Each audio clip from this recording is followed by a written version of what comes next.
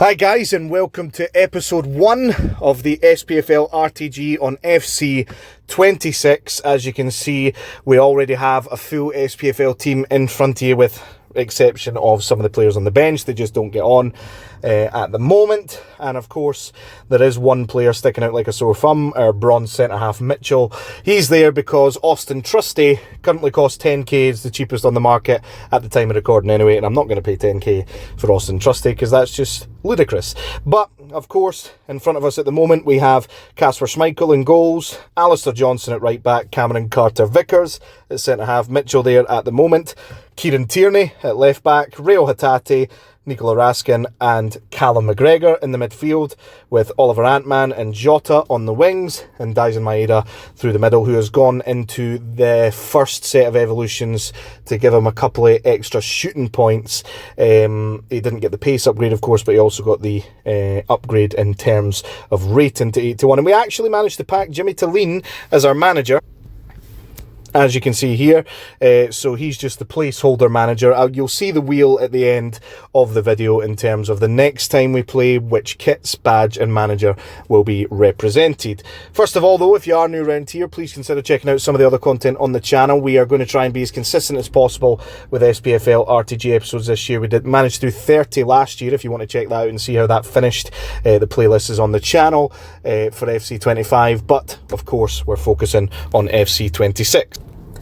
The first thing we wanted to do though, after playing some rush games offline in terms of getting evos and coins to be able to get the team, is go straight into the early access tournament. And this was our first team that we came up against. Not too terrible in terms of somebody paying a lot of FIFA points already, or FC points, to get an amazing team. So this was our first opponent online. And we start off relatively decent against them. As you can see, we're out wide with Jota looking just to get some link up. McGregor fires it into Daisen Maeda, and he is our first goal scorer of the SPFL RTG this season. Last season I think it was Czerny that got the goal, and he manages to put us 1-0 up in this game. The kits that we're using at the moment are just the kits that were provided on the web app, of course. Unfortunately though, we do concede a pretty similar goal to the one we scored, to be fair. Drewsbury Hall fires it into the back of the net to make it 1-1. Still in the feeling out process at this point, if you like, in the team. And then we go 2-1 down, as you can see there. I think that's Dominic Solanke or Christopher Nkunku, one of the two, that fired it into the back of the net. Not a great start overall. We're still feeling out the kinks, if you like, at this point in the game. But we do manage to pull it back to 2-2. Jota, for some reason, tries to Trivela out there. I never asked him to. But we do manage to get it back across from Antman to Daisen Maeda, who fires it in on his left foot this time to make it 2-2 in the game. And not too long after, we're running down the wing with Jota.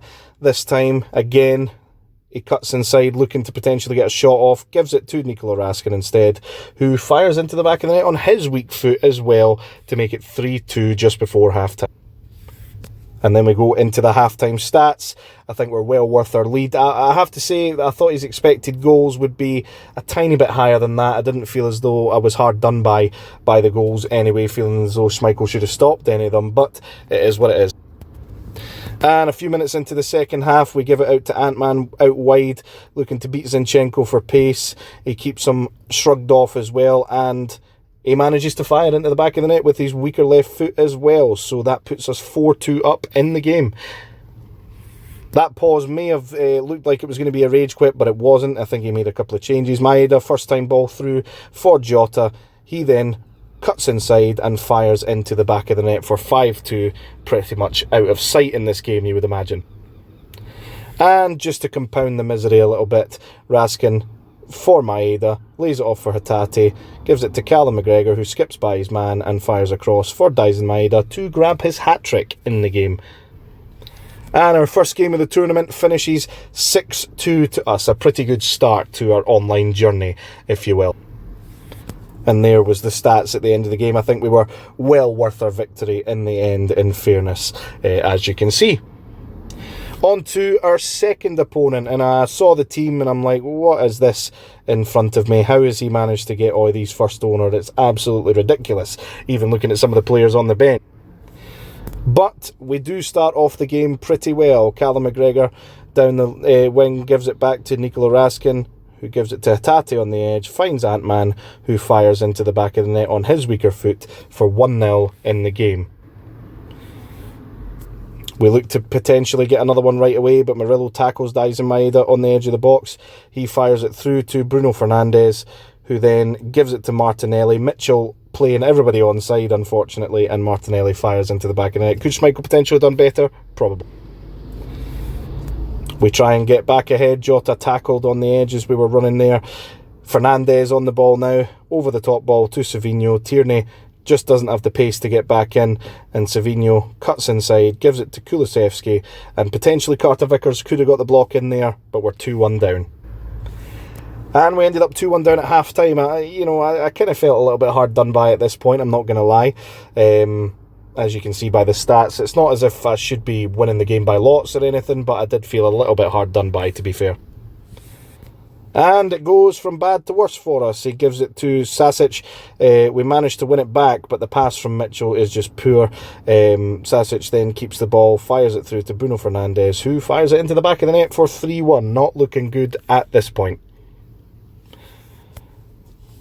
We do manage to get the interception from Mitchell there. Jota feeds it to McGregor, who gives it back out wide to Jota, plays the 1-2 with him, and then Callum McGregor, no mistake made from there, beats Alisson. We're back in the game at 3-2.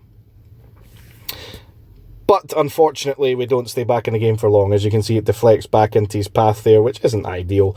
Martinelli then feeds a really good ball through to Sasic, cuts back inside, gives it to Fernandes, who then gives it to Savinho, and it's good composure from him, to be fair, to fire it into the back of the net at 4-2. In the 77th minute now, we're just trying to get something back to ask the question. Callum McGregor, good drive and run from him, gives it to Rio Hatate, out wide to Ant-Man, skips away from his man, cuts it back for Maeda, and a good finish into the back of the net for 4-3, and we look to bring on Carlson to potentially make the difference. Kieran Tierney, short corner for Raskin, gives it back to Tierney, drives into the box, gives it to McGregor on the edge. Mitchell gets an assist, great pass from him, to be fair, to Jota, and we bring it back to 4-4, comeback complete. Can we go one better? He's looking to try and win the game himself. Carter Vickers puts a good block in. Hatate, drive and run from him. He's almost out of stamina, but a great pass through to Daisen Maeda, one-on-one. Can he finish? Yes, he can, to put us in the lead in the game, 5-4. And then not long after, we do finish the game off. Kieran Tierney gives it to Maeda, who does get tackled initially, but Tierney wins it back from Savinho. He gives it out wide to Carlson, who does well to cut inside, beat his man, and then fire into the back of the net, and the substitute gets on the score sheet to win the game 6-4, as you can see in front of us. And stats-wise, again, I felt as though I was justified in my win, to be fair. I'm actually enjoying the gameplay from the 3 or 4 so games that I've played so far. We go on to the semi-final, and this is the team that we face. Again, another guy that's had some pretty good first owner luck, in particular Van Dijk at the back. He was an absolute disgrace to play against in this game. Could we progress to the final, though? No, we couldn't. We got beat 2-1. Last kick of the game, Marmouche beat us. I did feel hard done by in this game. As you can see by the stats, I do believe that I should have won the game. There was some really good saves from his goalkeeper, to be fair, which is a surprise because it's the worst goalkeeper I faced in terms of rating. But unfortunately, for whatever reason, I did record the gameplay for that game. It just didn't save for whatever reason, so I'll look into that to try and make sure that that doesn't happen again. In terms of some rewards we got from objectives for completing those games, which we did get knocked out in the semi-final in our first attempt. We'll see if we can go better next time, but we did get Gvardiol and Chiesa as nice little ones. Untradeable, unfortunately. And we do get Inform Grimaldo, a Team of the Week 1 player packed in our rewards. Probably not the Team of the Week 1 player that most people would be wanting, but hey, there we go. I mean, regardless of who I got, because there's no Scottish Premiership Team of the Week 1 players, not really interested in them, they're just fodder. And as you can see, there was the tournament bracket in the end. We were one away from getting to the final. We'll see if our next attempt can get to the final and potentially win it.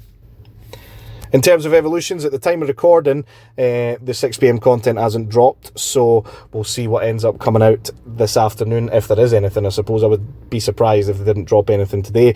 We've got the training camp evo that will be expired later today for Arne Engels, for the game changer play style, and then after that, the second training camp evo for the goalkeeper to put sweeper keeper on.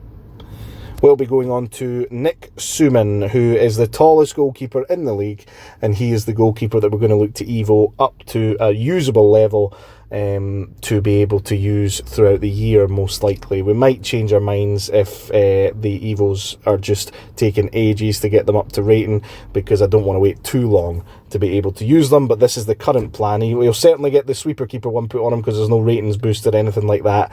I might change my mind to a 6'5" goalkeeper. There's a few of them in the league, or a 6'4" goalkeeper, if it gives them a big enough boost instead. But all that's left to do now is to determine which kits, badges and manager we'll be using. So the badge is St Mirren, which we will be using in the next episode. Hopefully onto Livingston for the home kit, the away kit, Dundee United, and then the manager for this time around is Aberdeen, which works out quite well with Jimmy Tulline already being there.